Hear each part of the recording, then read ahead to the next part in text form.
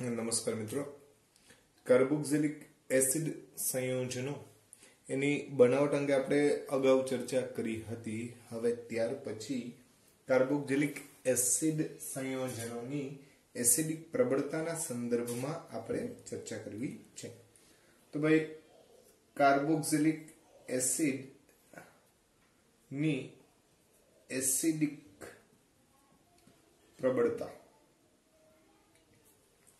તો મિત્રો text book ની અંદર આપણે એસિડિક પ્રબળતા અંગે ઘણી બધી સારી ડિટેલ્સ જે છે એ આપણે આપવામાં આવી છે. એની પણ થોડી ઘણી ચર્ચા કરીએ અને પછી એના આધારે કેટલીક બાબતો જે છે એ આપણે સમજવી છે. તો એની આપણે હવેના લેક્ચરોની અંદર ચર્ચા કરીશું. તો આપણે કાર્બોક્સિલિક એસિડની એસિડિક પ્રબળતા અંગે ચર્ચા કરવા જઈએ તો પાયાની બાબત ખાસ કાર્બોક્સિલિક એસિડ એટલે RCOOH જે છે એને આપણે કાર્બોક્સિલિક એસિડ તરીકે વર્ણવીએ છીએ. આમાં ઓક્સિજન પાસે બે અબંધકારક ઇલેક્ટ્રોન યુગ્મ રહેલા છે. હા મિત્રો, આ કાર્બોક્સિલિક એસિડ જે છે એ આ H અને O વચ્ચેના બંધના ઇલેક્ટ્રોન જે છે એ ગ્રહણ કરી લે એટલે કાર્બોક્સિલેટ આયન બનાવે. RC ડબલ બંધ O 2 4 અને 6 ઇલેક્ટ્રોન સાથે નેગેટિવ આયન અને H+ પોઝિટિવ આયન. આ રીતની રચના જે છે એ ઉદ્ભવે છે. હવે મિત્રો અહીંયા એસિડિકતા માટે મહત્વનું કારણ જે છે એ H+ નું નિર્માણ.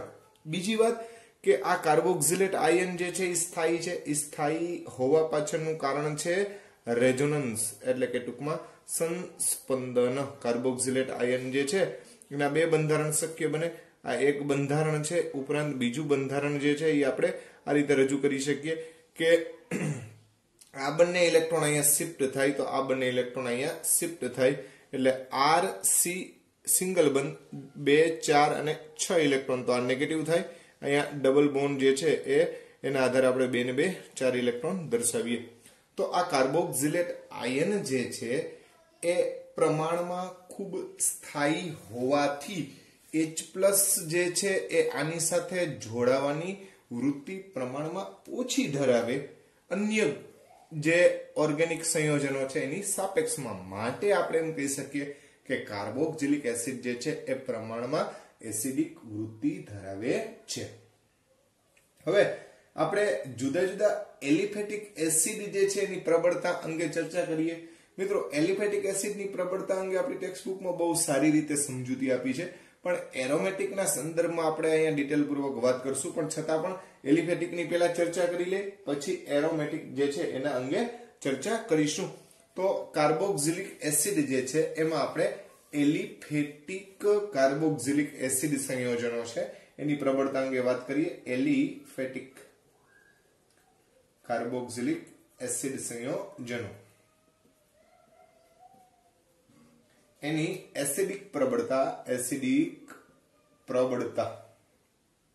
તો મિત્રો અહીંયા એલિફેટિક એસિડની પ્રબળતાના સંદર્ભમાં વાત કરીએ તો અહીંયા બે પ્રકારના વિસ્થાપિત સમૂહો અહીંયા કાર્બોક્સિલિક એસિડ જે છે એની સાથે અટેચ થાય છે.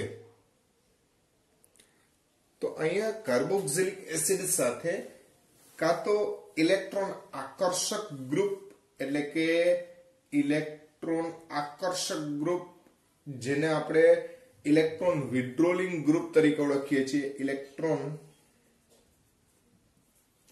આકર્ષક સમૂહ જેને આપણે ઇલેક્ટ્રોન વિડ્રોલિંગ ગ્રુપ એના તરીકે ઓળખીએ છીએ. હવે જો મિત્રો આ ઇલેક્ટ્રોન વિડ્રોલિંગ ગ્રુપ જ્યારે પણ આપણા કાર્બોક્સિલિક એસિડ સંયોજન જે છે એટલે કાર્બોક્સિલ સમૂહ જે છે એની હારે જોડાયેલું હોય ત્યારે થશે શું? તો કે ભાઈ આ ઇલેક્ટ્રોનને પોતાના તરફ આકર્ષિત કરશે. આનું સંસ્પંદન સ્વરૂપ જે છે આપણે આમ બતાવ્યું તો અહીંયા નેગેટિવ ચાર્જ છે, બરાબર છે. તો નેગેટિવ ચાર્જ કાર્બન પાસેથી હળવો થશે જેના કારણે થઈ અને આ જે છે ઇલેક્ટ્રોન વિડ્રોલિંગ ગ્રુપના કારણે થઈ અને આની સ્થિરતામાં વધારો થાય એટલે સ્થિરતા વધે. સ્વાભાવિક વસ્તુ છે. તો એટલા માટે થઈ અને આ કાર્બોક્સિલેટ આયન વધારે પ્રબળતાથી આ સ્વરૂપમાં રહીએ H+ ને વધારે સારી રીતે મુક્ત કરી શકે, માટે તે વધારે સારો એવો એસિડિક વૃત્તિ ધરાવે. એટલે ઇલેક્ટ્રોન આકર્ષક સમૂહ જોડાવાથી એસિડિક પ્રબળતા વધે. હવે મિત્રો અહીંયા ઇલેક્ટ્રોન વિડ્રોલિંગ ગ્રુપ જે છે એની પ્રબળતા અંગે વાત કરવા જાય તો સૌથી ઓછી ફિનાઇલ સમૂહની છે. ફિનાઇલ સમૂહ કરતા આયોડિન, પછી બ્રોમિન, પછી ક્લોરિન, પછી ફ્લોરિન. બરાબર છે. એટલે કે હેલોજન જે છે એની વિદ્યુત ઋણતાના સંદર્ભમાં તમે સમજૂતી આપી શકો.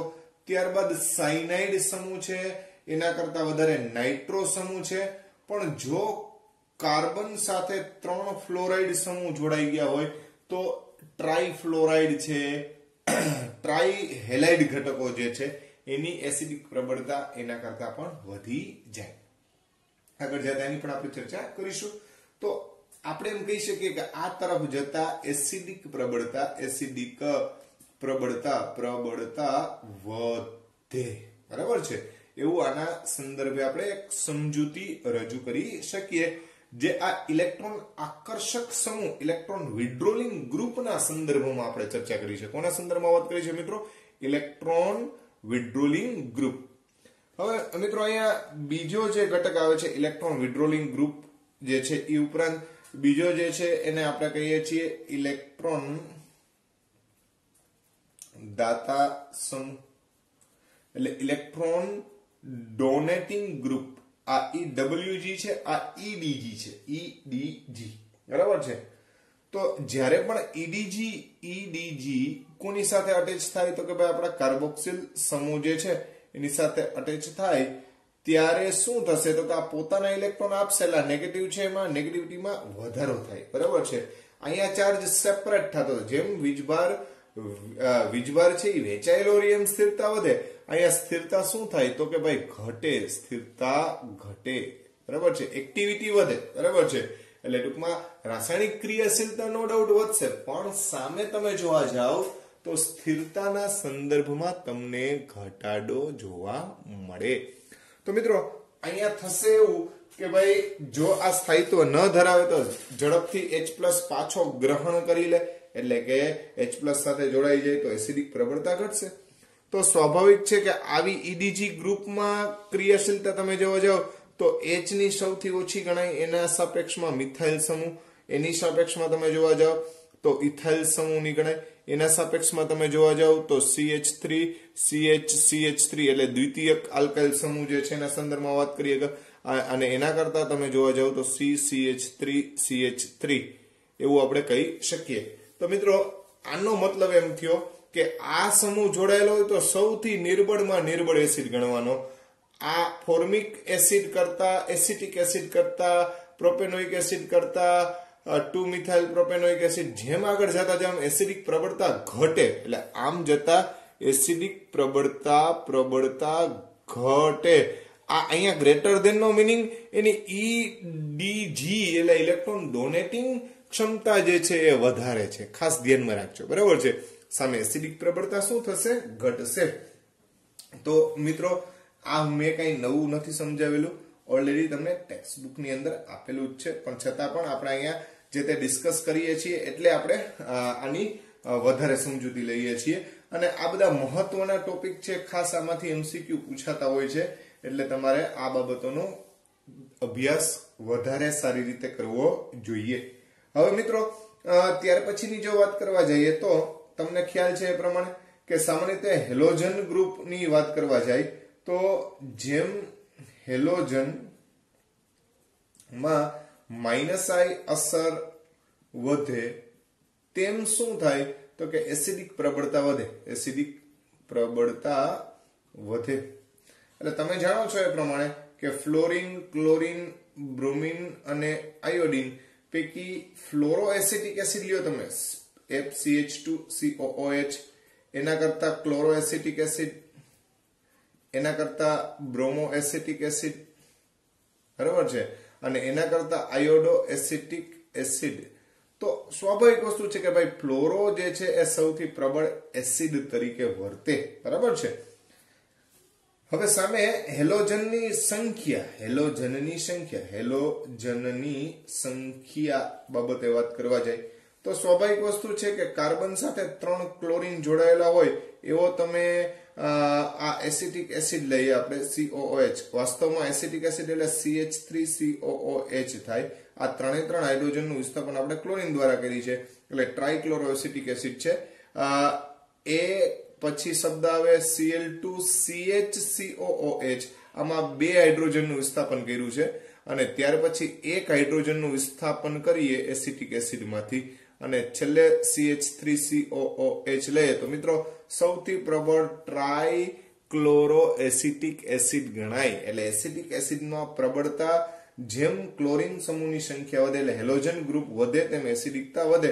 એટલે હેલોજન સંખ્યા વધે તેમ એસિડિકતા વધે. એસિડિકતા શું થાય તો કે વધે છે. ત્યાર પછીની વાત કરવા જાય તો અંતર, બરાબર છે, એટલે પરમાણુ પર હેલોજનનું સ્થાન. તો મિત્રો એ પણ તમને ખબર છે કે ભાઈ જેમ હેલોજન પરમાણુ દૂર રહેલો હોય, બરાબર છે, CH3 CH2 CH Cl COOH, અહીંયા આલ્ફા કાર્બન ઉપર Cl છે, સામે બીટા ઉપર મૂકી આપણે CH Cl CH2 COOH, બરાબર છે. તો સ્વાભાવિક વસ્તુ છે કે આલ્ફા સ્વરૂપ ઉપર રહેલો હેલોજન જે છે એની માઇનસ I ઇફેક્ટ વધારે થાય એટલે આની એસિડિક પ્રબળતા વધે એના કરતા બીટા વાળાની ઘટે, એના કરતા પછી ગેમા વાળાની ઘટે. આ સ્વાભાવિક વસ્તુ છે. એટલે જેમ અંતર વધશે, જેમ અંતર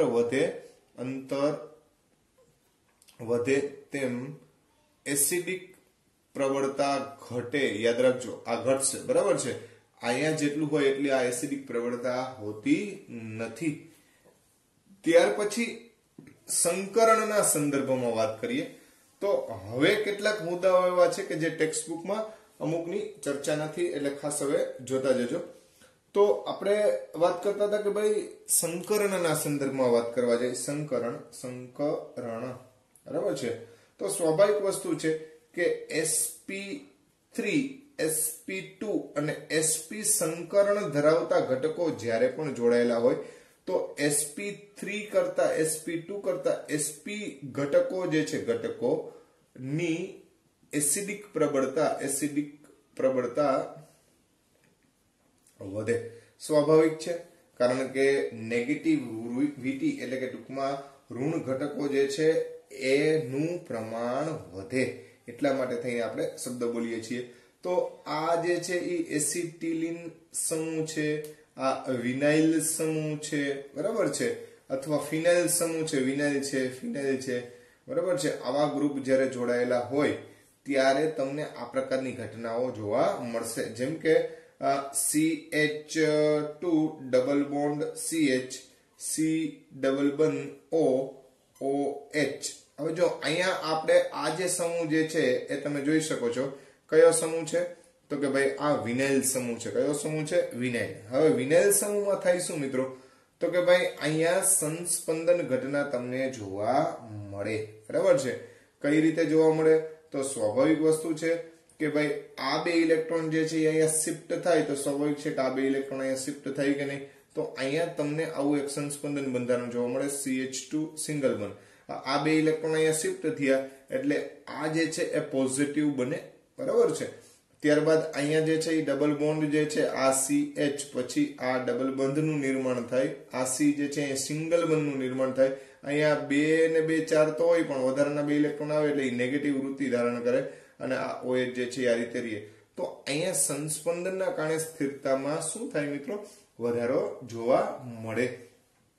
તો સ્વાભાવિક વસ્તુ છે કે ભાઈ એસિડિક પ્રબળતા જે છે એમાં પણ તમને અહીંયા વધારો જોવા મળશે.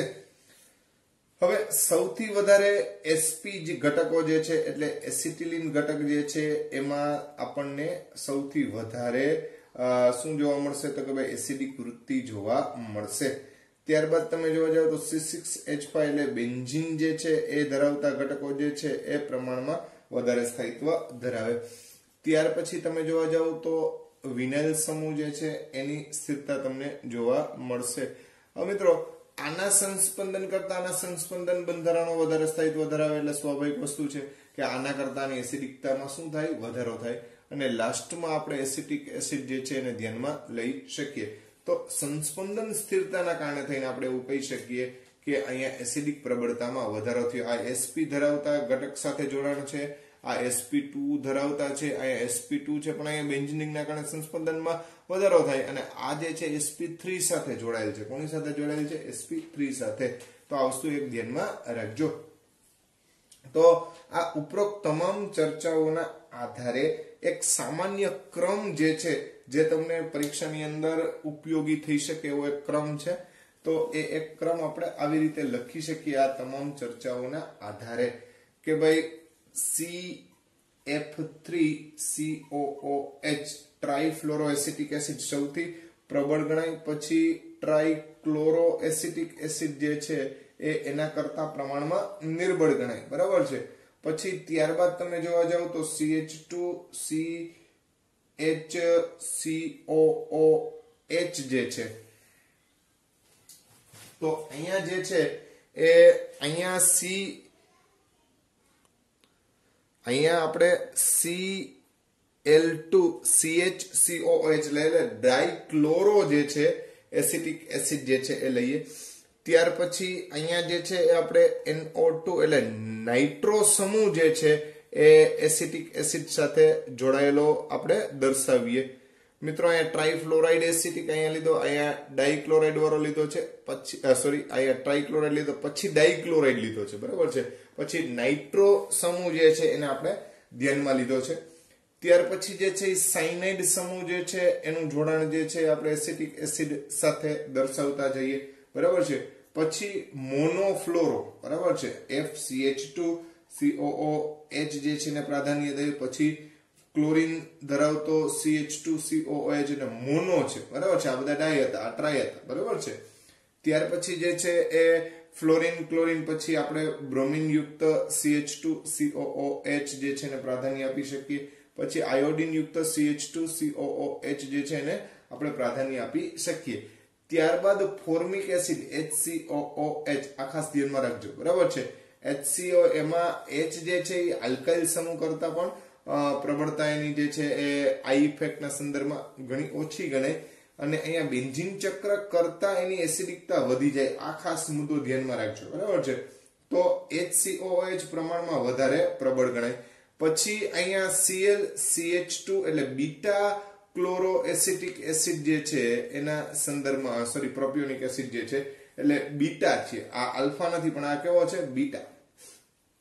ત્યાર પછી બેન્ઝોઇક એસિડ C6H5COOH જે છે એને પ્રાધાન્ય આપી શકીએ. ત્યારબાદ C6H5CH2COOH, હા, ડાયરેક્ટ બેન્ઝીન ચક્ર સાથે COH જોડાયેલો એની જગ્યાએ આલ્કાઇલ ગ્રુપ વડે જોડાયેલો હોય તો પછી એની એસિડિકતા જે છે પ્રમાણમાં શું થઈ જાય? ઘટી જાય. ત્યારબાદ આપણે એસિટિક એસિડને ધ્યાનમાં લઈ શકીએ CH3COOH અને પછી તમે પ્રોપેનોઇક એસિડ કે અન્ય કોઈ પણ એસિડ જે છે એને તમે પ્રાધાન્ય આપી શકો. તો મિત્રો આ શક્યતઃ ઘણા બધા ઉદાહરણો જે છે એને લઈને એક આખો ક્રમ જે છે એ રજૂ કર્યો છે. તો એવી રીતે આપણે સમજાવી શકીએ આ ટ્રાઇફ્લોરો, ટ્રાઇક્લોરો, ડાઇક્લોરો, નાઇટ્રોસાયનાઇડ જે છે, ફ્લોરો, પછી આ મોનોવાર એવા મોનોફ્લોરો, મોનોક્લોરો, પછી મોનોબ્રોમો, પછી મોનોઆયોડો, પછી ફોર્મિક ને લીધો છે. પછી આ આલ્ફા ઉપર નથી પણ બીટા ઉપર છે, બરાબર છે, એટલે આ પ્રોપિયોનિક એસિડ થઈ ગયો. પછી ફિનાઇલ સમૂહ લીધો છે, પછી બેન્ઝાઇલ સમૂહ જે છે એને ધ્યાનમાં લીધો છે, પછી જે છે એ CH3COOH એટલે એસિટિક એસિડ અને છેલ્લે જે છે એ આપણે પ્રોપિયોનિક એસિડ જે છે એ આપણે ધ્યાનમાં લીધેલો છે. તો આ રીતે ટૂંકમાં આ જે કંઈ પણ સમૂહો જે છે એ આપણે આ રીતે દર્શાવી શકીએ. હવે બીજી એક વાત કે જે આપણી ટેક્સ્ટ બુકમાં આપવામાં આવેલ નથી, તો અહીંયા મિત્રો અહીંયા એસિટિક એસિડ છે, માની લો કે એસિટિક એસિડ.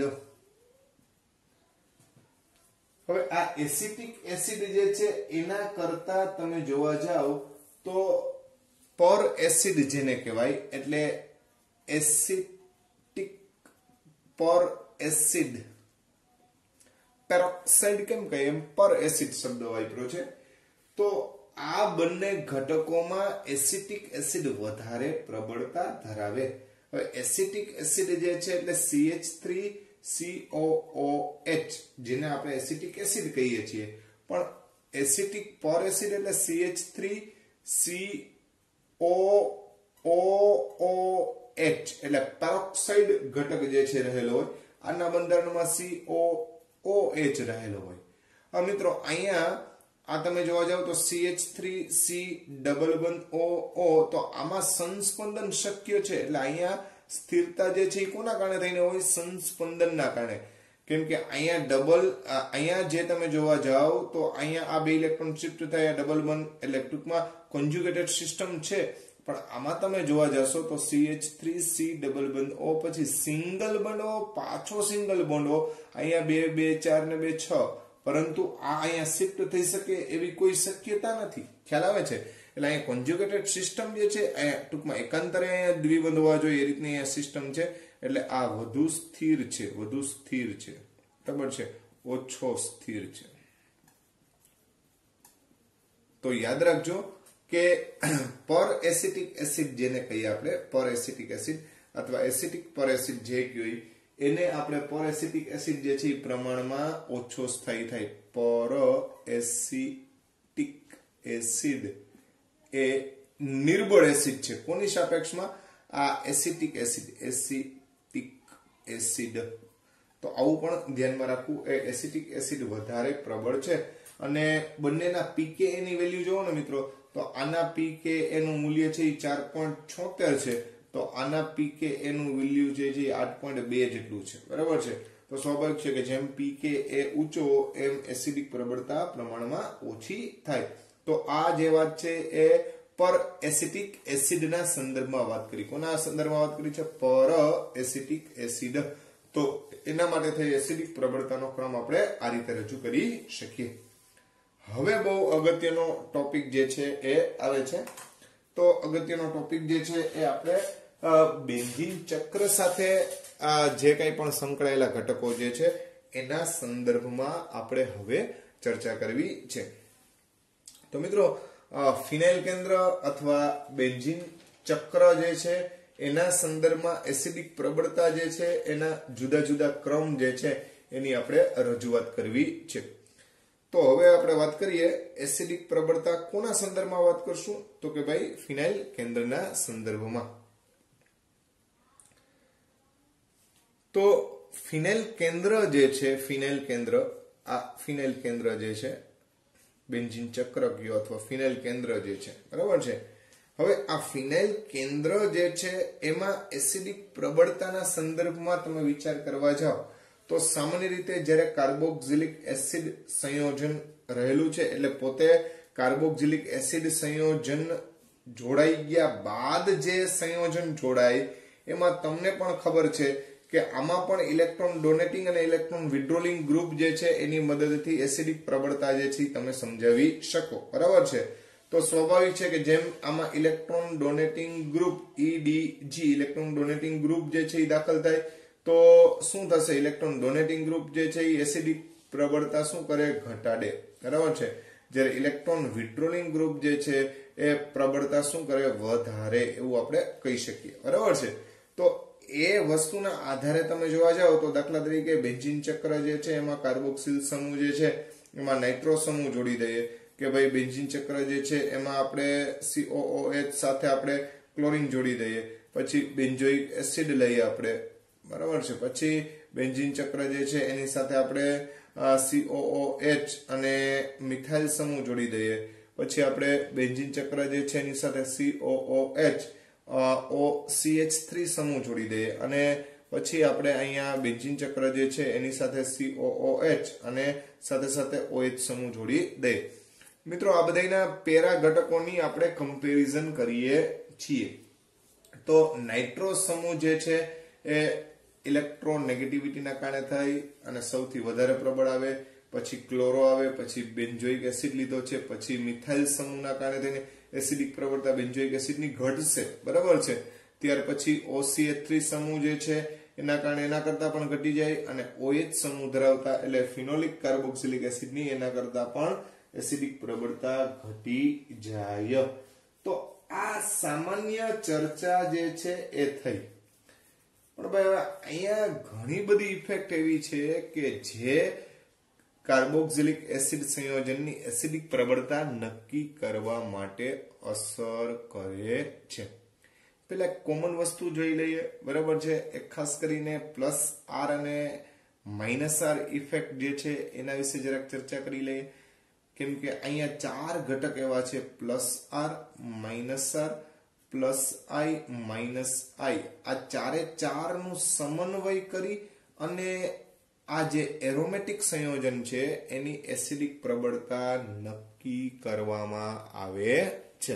એટલે એસિડિક પ્રબળતા તમારે નક્કી કરવી હોય તો એના માટે આ જવાબદાર પરિબળો જે છે એ આ 4 પરિબળ છે, +R, -R, +I, -I, જેના વિશે પહેલા આપણે ચર્ચા કરીએ અને પછી આપણે એની એસિડિક પ્રબળતા અંગે ચર્ચા કરીએ.